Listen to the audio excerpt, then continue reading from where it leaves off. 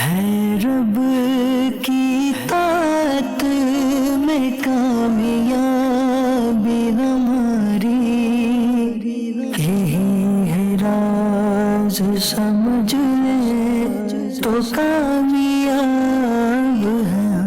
الحمدللہ رب العالمین والصلاة والسلام علی سید المرسلین، اما بعد فاعوذ باللہ من الشیطان الرجیم، بسم اللہ الرحمن الرحیم۔ الصلاة والسلام علیک یا رسول اللہ وعلی آلک واصحابک یا حبیب اللہ، الصلاة والسلام علیک یا نبی اللہ وعلی آلک واصحابک یا نور اللہ۔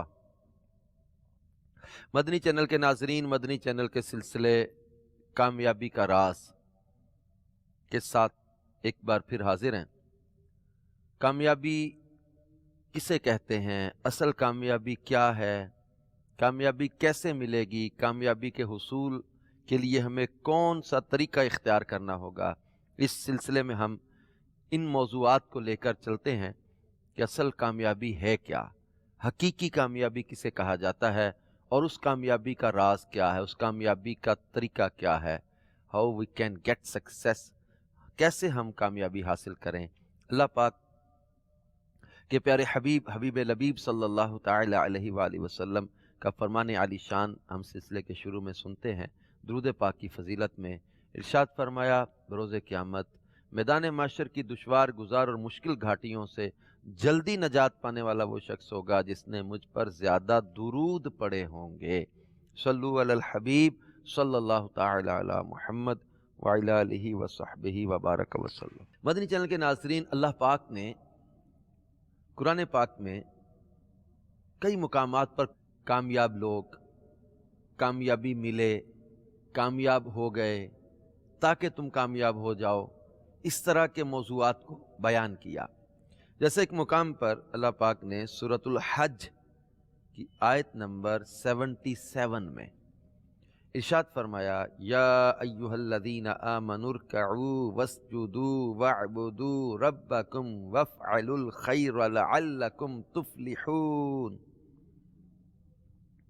اے ایمان والو، رکوع اور سجدہ کرو اور اپنے رب کی عبادت کرو اور اچھے کام کرو، اس امید پر کہ تم فلاح پا جاؤ۔ کامیابی کیسے ملے گی؟ فرمایا کہ رکوع کرو، سجدہ کرو، اپنے رب کی عبادت کرو، اچھے کام کرو، اس امید پر کہ تم فلاح پا جاؤ۔ یہ چار چیزیں یہاں بیان ہو رہی ہیں، رکوع، سجدہ، عبادت اور اچھے کام۔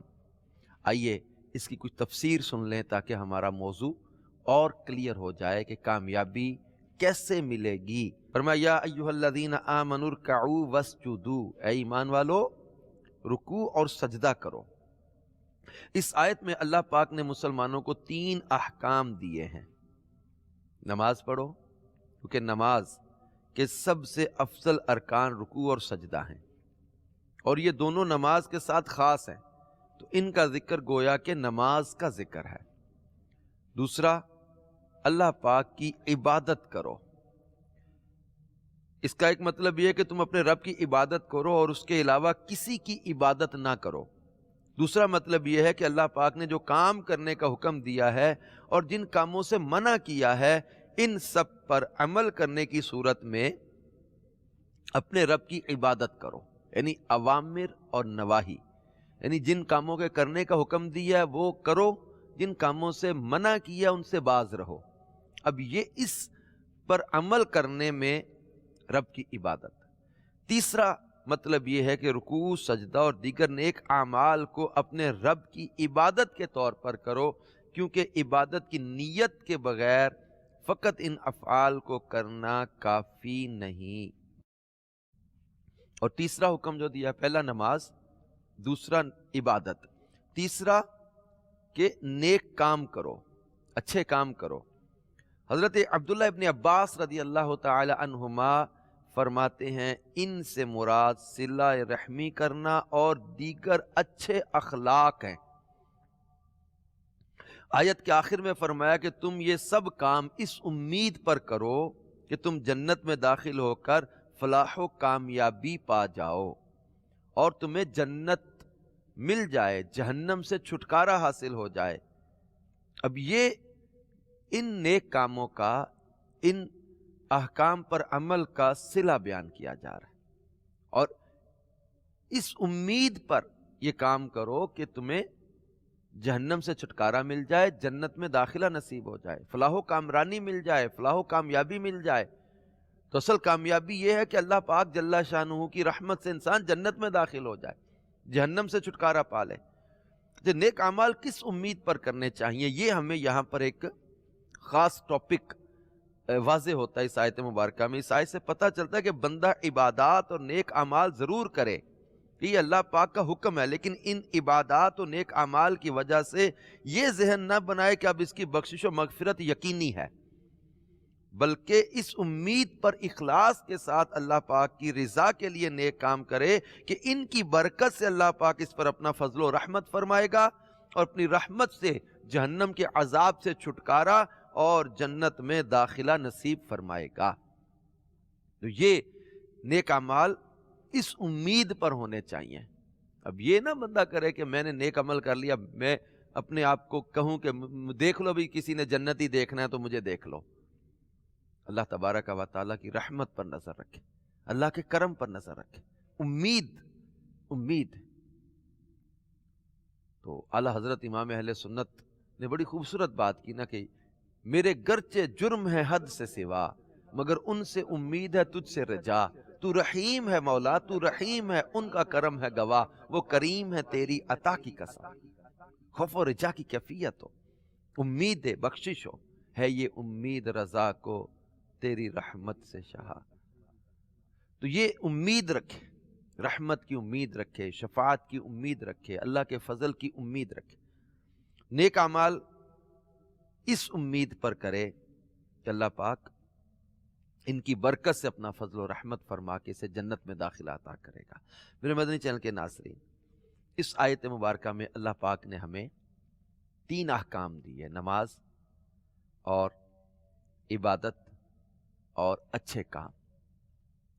اب ہم دیکھیں کہ ہمارا معاشرہ کن چیزوں میں کامیابی ڈھونڈ رہا ہے، کن باتوں میں ہم لوگ کامیابی کو تلاش کرنا چاہ رہے ہیں، ہمارا کامیابی کا معیار کیا ہے، ہم کن چیزوں کو اختیار کر کے سمجھ رہے ہیں کہ ہمیں کامیابی ملے گی، ہم جو سورس آف سکسیس کیا سمجھ رہے ہیں، کامیابی کا ذریعہ کسے سمجھ رہے ہیں، ہمارا کامیابی کا معیار کیا ہے، ہمارے نوجوانوں کو، ہمارے آج کے معاشرے کے لوگوں کو کامیابی کن چیزوں میں لگتی ہے۔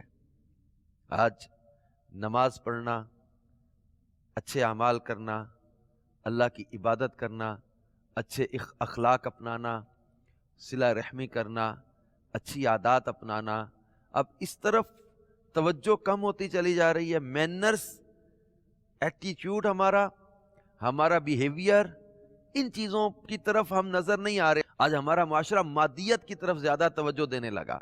ہمارے نوجوان کا یہ مائنڈ سیٹ بنتا جا رہا ہے کہ مجھے آگے بڑھنا ہے، کن چیزوں میں؟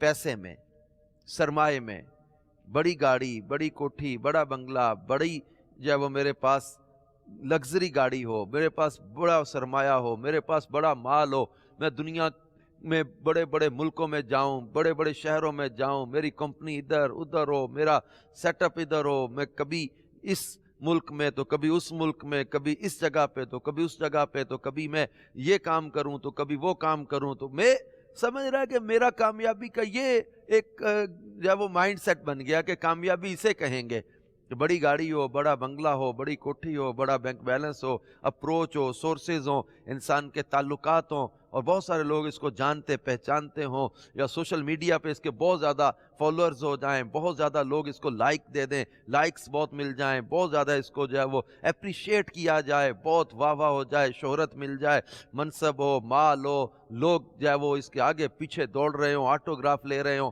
بڑا جناب اس کا نام ہو، شہرت ہو، I am very successful person, یہ بہت بڑا کامیاب ہوں، لیکن اس کو کوئی سمجھائے بٹھا کے کہ صدا نہ حسن جوانی ماپے، صدا نہ صحبت یاراں، صدا نہ باغی بلبل بولے، صدا نہ باغ بہاراں، کہ صدا باغ میں بہار نہیں رہتی، خزاں آ جاتی ہے، جوانی صدا نہیں رہنی، اس کو ختم ہو جانا ہے، صحت صدا نہیں رہنی، اس نے ختم ہو جانا ہے، مال صدا نہیں رہنا، اس میں گھاٹا بھی پڑ جاتا ہے، نقصان بھی ہو جاتا ہے، آخر چھوڑ کے بھی جانا ہی پڑتا ہے، اور یہ اس کے اندر طاقت یہ بھی صدا نہیں رہنی، اس کو بھی ختم ہونا ہے۔ یہ تمام چیزیں، آج صحت ہے، آپ ہاسپٹلز دیکھ لیں، لوگ بھرے پڑے ہیں، بیڈ خالی نہیں ہے، جگہ نہیں مل رہی ہاسپٹل میں، جناب مریض کو داخل کروانے کے لیے اپروچ سورسز لڑانے پڑتے ہیں، ہاسپٹلز بھرے پڑے ہیں۔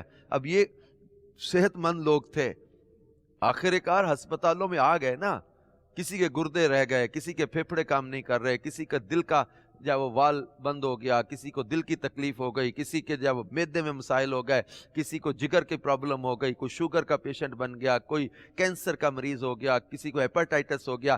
یہ تمام تر چیزیں ہیں، کیا ہمیں ڈرانے کے لیے کافی نہیں کہ آج ہم عبادت میں دل نہیں لگا رہے، اچھے کام نہیں کر رہے، اور کامیابی مادیت کو سمجھ رہے، پیسے کو، مال کو، سرمایہ کو، دولت کو، اقتدار کو، منصب کو، ان چیزوں کو سمجھ رہے کہ کامیابی یہی ہے سارا کچھ، اور اللہ پاک کی رضا والے کاموں کی طرف آ نہیں رہے۔ حضرت عبداللہ ابن عباس رضی اللہ تعالیٰ عنہ کی تفسیر ہم نے سنی ابھی، اچھے کاموں سے مراد کیا ہے؟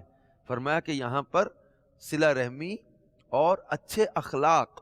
ہمارا معاشرہ جو ہے نا وہ بہت زیادہ، ہم لوگوں کو اپنے ہمسایوں کے حقوق کی پرواہ نہ رہی، رشتہ داروں کے ساتھ اچھا سلوک کرنے کی فکر نہ رہی، پیسہ مال، بھائی بھائی کا دشمن بن گیا، باپ بیٹے میں جناب وہ آپس میں صلح نہیں رہی، بہن بھائیوں میں صلح نہ رہی، خون کے رشتوں میں اس قدر دراڑیں آ گئیں۔ کس وجہ سے؟ زمین، مکان، جائیداد، دکانیں، پیسہ، سرمایہ، سونا۔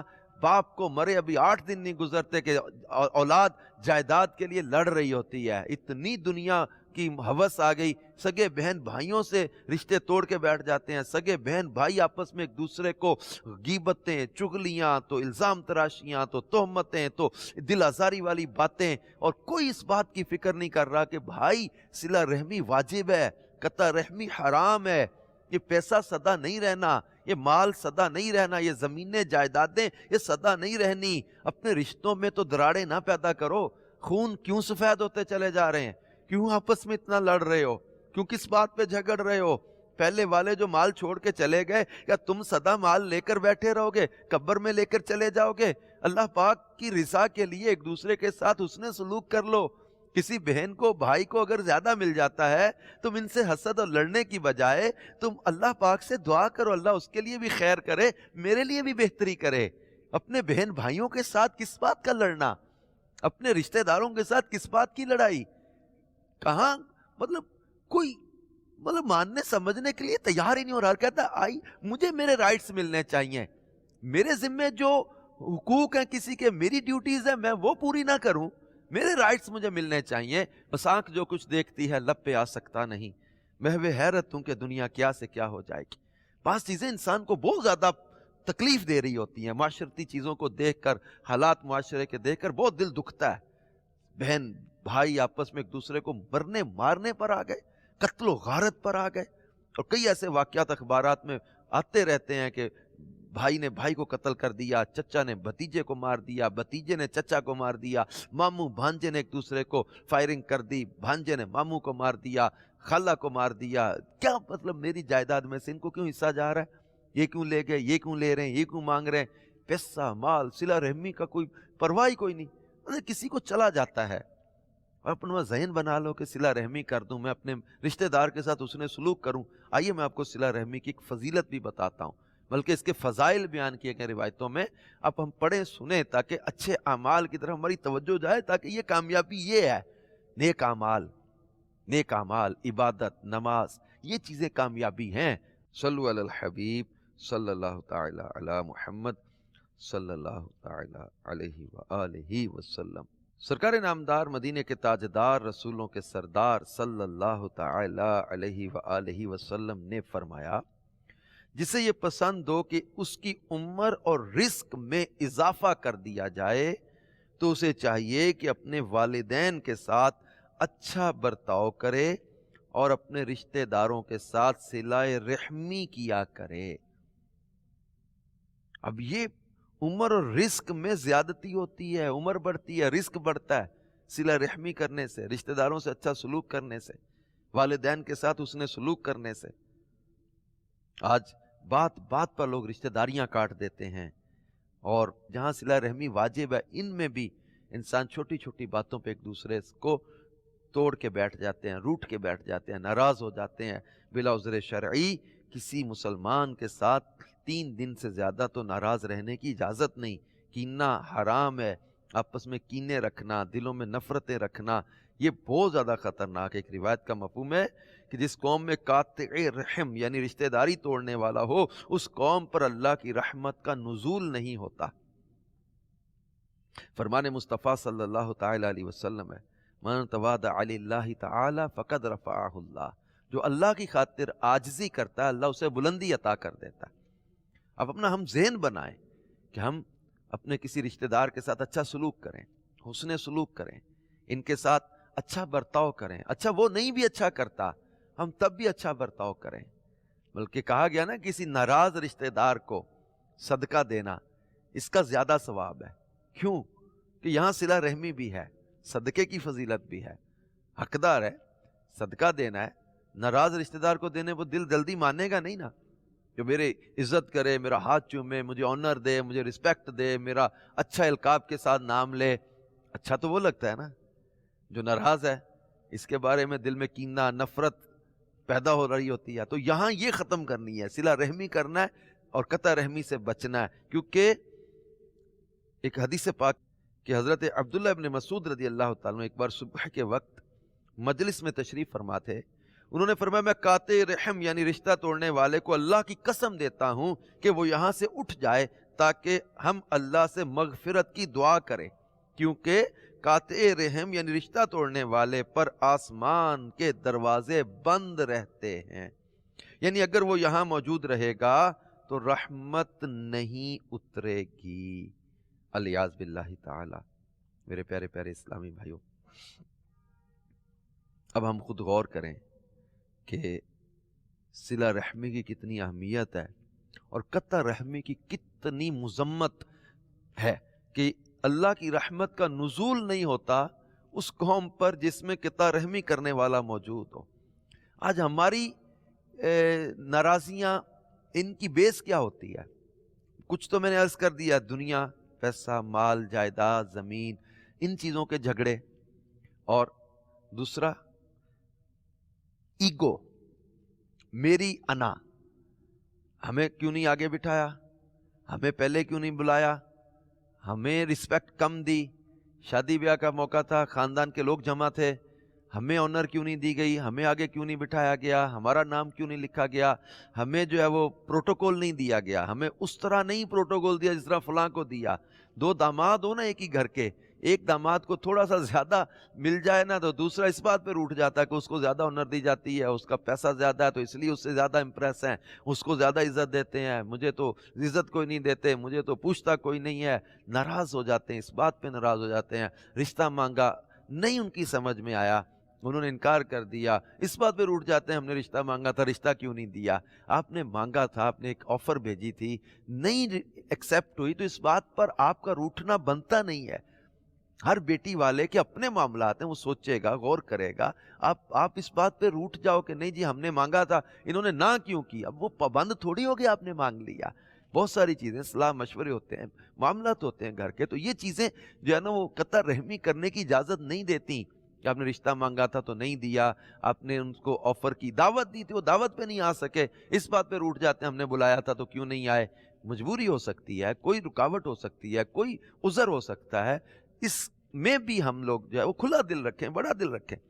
اچھا بلا نہ سکے کوئی، پھر اس بات پہ ناراض ہو جاتے ہیں، ہمیں تو کارڈ نہیں بھیجا، ہمیں تو بلایا نہیں، ہمیں تو دعوت ہی نہیں دی گئی، اس بات پہ روٹھ جاتے ہیں، ہم بھی آئندہ ان کو کبھی نہیں بلائیں گے، انہوں نے ہمیں کیوں نہیں بلایا۔ بھول گئے ہوں گے، توجہ نہیں رہی، یا کسی بھی وجہ سے نہیں بلا سکے، اس بات پہ روٹھنا بنتا نہیں ہے۔ برکف یہ چند مثالیں میں نے عرض کی ہیں، چھوٹی چھوٹی باتوں پہ ہم لوگ آپس میں رشتہ داروں سے روٹھ جاتے ہیں، ٹوٹ جاتے ہیں۔ بچنا چاہیے، صلہ رحمی کرنی چاہیے۔ قطع رحمی سے بچنا چاہیے، کیونکہ اس آیت مبارکہ کی تفسیر میں ہم نے حضرت عبداللہ ابن عباس رضی اللہ تعالیٰ عنہما کا فرمان سنا ہے کہ اچھے کاموں سے مراد صلہ رحمی اور اچھے اخلاق ہیں۔ اب مینرز کی بات آئے گی۔ اچھا اخلاق، مسکرا کے خندہ پیشانی سے کسی سے بات کرنا، کسی کے ساتھ جو ہے وہ اچھا برتاؤ کرنا، کسی کے ساتھ حسن سلوک کرنا، نیکی کرنا، اس کا مدد کر دینا، اس کی احسان کرنا، اس کا قرضہ ادا کروا دینا، اس کو کسی سے مہلت لے دینا، اس کی گواہی دے دینا، اس کے لیے جو ہے وہ کوئی سہولت فراہم کر دینا، آسانیاں پیدا کر دینا، خوشخبریاں دو، نفرتیں نہ پھیلاؤ، آپس میں محبتیں بانٹیں، نفرتیں ختم کریں۔ صلو علی الحبیب صلی اللہ تعالی علی محمد صلی اللہ علیہ وآلہ وسلم۔ کامیابی اگر ہمیں چاہیے تو اس کے لیے یہ 3 احکام آئے۔ رکوع سجود کا ذکر آیا تو اس سے مراد نماز، اور پھر اچھے کام، عبادت، اللہ کی عبادت اور اچھے کام۔ اچھا، ایک حدیث پاک ہے، نبی پاک صلی اللہ تعالی علیہ وآلہ وسلم نے فرمایا، جو نیکی پر خوش اور برائی پر غمگین ہوتا ہے وہ کامل مومن ہے۔ یہ کیسی خوبصورت بات ہے۔ اب اپنا اپنا جائزہ لے لیں۔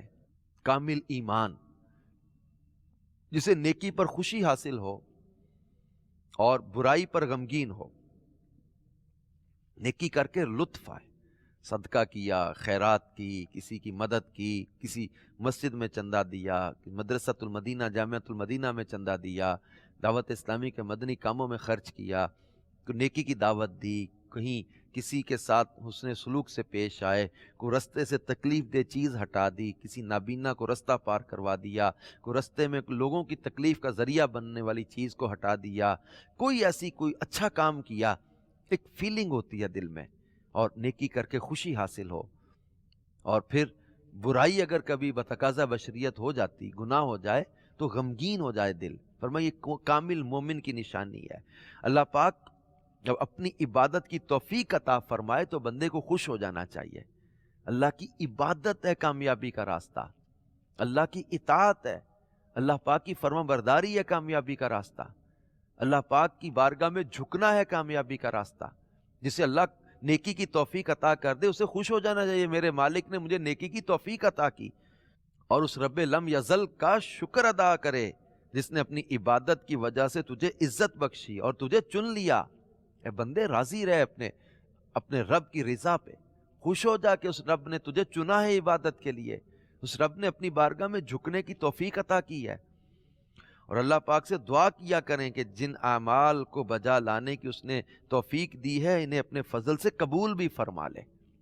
یہ اس کی عطا ہے جو اس کی بارگاہ میں کوئی رکوع کر رہا ہے، یہ اس کی عطا ہے اگر کوئی اس کی بارگاہ میں سجدہ کر رہا ہے، اور یہ اللہ تبارک و تعالیٰ کے فضل اور اسی کی عطا کردہ توفیق سے ہے۔ وما توفیقی الا باللہ، یہ اللہ پاک کے کرم سے ہے۔ لا حول ولا قوت الا باللہ، یہ برائی سے بندہ بچنا چاہے تو اللہ تبارک و تعالیٰ کے سوا کون بچا سکتا ہے؟ اللہ کی مدد مانگتا رہے، مالک مجھے برائی سے بچا، اطاعت اور فرما برداری کے کاموں میں لگا، اچھے کاموں میں لگا، اچھے اخلاق، اچھا انداز، اچھا رویہ، حلال روزی کمانا، حرام سے بچنا، اپنے آپ کو نیک اعمال میں لگانا، اچھے کام کرنا، نیکی کی دعوت دینا، برائی سے منع کرنا۔ حضرت ابو بکر صدیق رضی اللہ تعالیٰ عنہ فرماتے تھے، لوگوں اگر تم چاہتے ہو کہ تمہاری زندگی بخیر گزرے تو نیکی کا حکم کرتے رہو اور برائی سے منع کرتے رہو۔ اور نبی پاک صلی اللہ علیہ وآلہ وسلم نے سب سے اچھے آدمی کی چند خصوصیات بیان کی کہ who is the best person، سب سے بہتر آدمی کون ہے۔ مسند امام احمد کی 10ویں جلد کے صفحہ 402 پر یہ حدیث ہے۔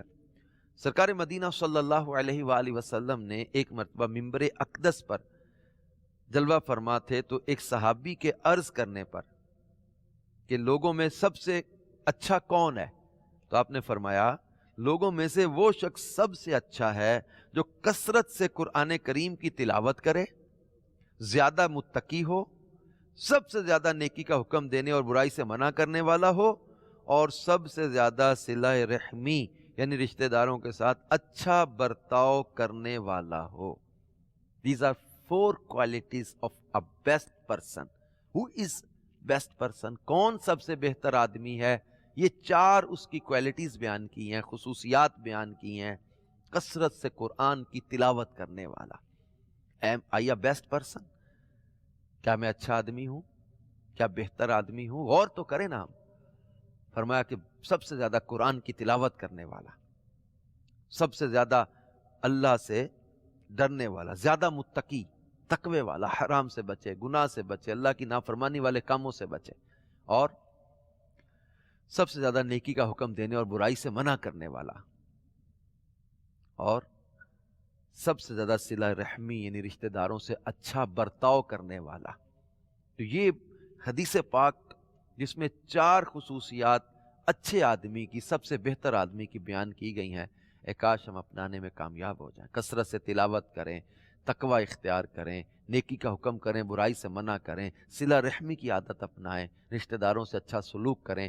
دعوت اسلامی کا مدنی ماحول ہمیں رشتہ داروں کے ساتھ حسن سلوک کرنے کا درس دیتا ہے، ہمیں تقوی کی طرف بلاتا ہے، نیکی کی دعوت دینا، برائی سے منع کرنا، اس کا ذہن دیتا ہے. تلاوت قرآن کی عادت بنتی ہے، ہمارے مدنی انعامات میں شامل ہیں. ویسے وہ ہمارا مدرسۃ المدینہ بالغان کا سلسلہ ہوتا ہے.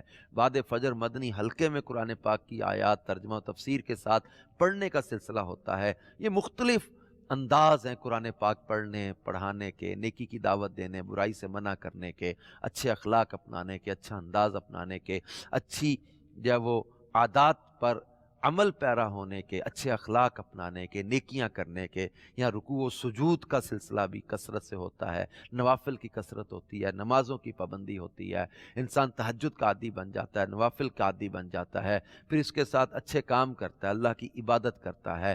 اور اسلام میں عبادت کا بڑا وسیع مفہوم ہے. اچھے اعمال، اچھے اخلاق، اچھا کردار، اچھا انداز، اور لوگوں کے ساتھ ملنسار، خوش اخلاقی سے پیش آنا، اور لوگوں کو جب وہ کسی طرح سے بھی اپنے ذریعے سے تکلیف نہ دینا. المسلمان سلم المسلمون من لسانہ و یدہ، مسلمان وہ ہے جس کے ہاتھ اور زبان سے دوسرے مسلمان محفوظ رہیں. اب یہ ہمارا اسلام تو ہمیں اس طرح کی اچھی عادات سکھاتا ہے، اسلام تو اچھے مینر سکھاتا ہے، اسلام تو اچھے اخلاق سکھاتا ہے، اور کامیابی کا راستہ یہ بیان کیا گیا ہے. ہم کن چیزوں میں کامیابی ڈھونڈ رہے ہیں؟ گناہوں میں، گانوں میں، باجوں میں، شرابوں میں، جوئے میں، بے حیائی میں، ڈانس میں. اب سمجھ رہے کہ کامیابی ان چیزوں میں ملے گی؟ نہ نہ نہ، کامیابی رکوع میں ملے گی، کامیابی سجدے میں ملے گی، کامیابی اللہ کی عبادت میں ملے گی، کامیابی اچھے کاموں میں ملے گی. یہ کامیابی کا راستہ قرآن پاک میں اللہ تبارک و تعالیٰ نے جو بیان کیا ہے، ہم اس پر عمل پیرا ہوں، اور اللہ پاک اس فرمان پر عمل کرتے ہوئے فرمایا یا ایھا الذین آمنوا ارکعوا واسجدوا، رکوع کرو، سجدہ کرو، واعبدوا ربکم، اور اپنے رب کی عبادت کرو اور اچھے کام کرو، لعلکم تفلحون، اس امید پر کہ تم کامیاب ہو جاؤ. تو کامیابی کیسے ملے گی؟ اس آیت مبارکہ میں ہمیں واضح بیان کر دیا گیا.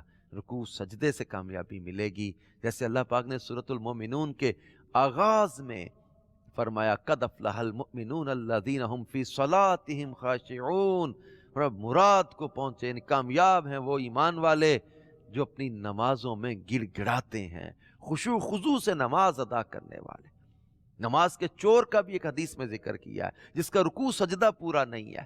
بعض لوگ نماز پڑھتے ہیں لیکن وہ بہت جلدی میں ہوتے ہیں، اور نہ جانے کیا وہ ان کو ایسی کوئی جلدی ہے کہ جو رکوع میں ان کو لذت نہیں مل رہی، جو سجدے میں ان کو مزہ نہیں آ رہا، جو وہ ادھورے رکوع و سجود کر کے وہ جلدی جلدی نماز کو ختم کر رہے ہوتے ہیں. ایسا نہیں کہ نماز میں، رکوع میں، سجدے میں ایسا سکون ملے، ایسی لذت ملے. سیدہ خاتون جنت بی بی فاطمہ زہرا رضی اللہ تعالیٰ عنہا عشاء کے بعد نفل پڑھنے بیٹھیں تو پہلی رکعت کے پہلے سجدے میں رات ختم ہو جائے، اور یہ اتنے طویل سجدے اللہ پاک فرماتا ہے والذین یبیتون لربہم سجدا وقیاما، جو سجود اور قیام میں جب وہ راتیں گزار دیتے ہیں.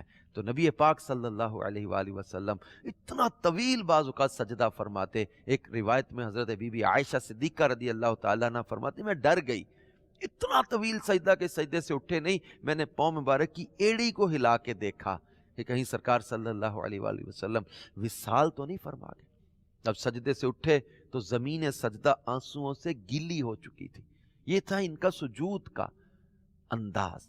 صحابہ اکرام کے صحیح تھے، ہمارے اولیاء اکرام کا رکوع سجود کا انداز. تو یہ ہمیں بھی عادت اپنانی چاہیے. طویل سجدے کریں، اللہ کی بارگاہ میں سجدہ ریز ہوتے رہیں. سجدے میں اللہ کا قرب پاتا ہے بندہ. اللہ کی عبادت کرتے رہیں، اچھے کام کرتے رہیں، خیر کے کام کرتے رہیں. یہ نیکی کے کاموں میں لگے رہیں گے، کامیابی ملے گی. اللہ پاک ہمیں حقیقی کامیابی عطا فرمائے اور ناکامی اور نامرادی والی باتوں اور کاموں سے اللہ ہمیں محفوظ فرمائے.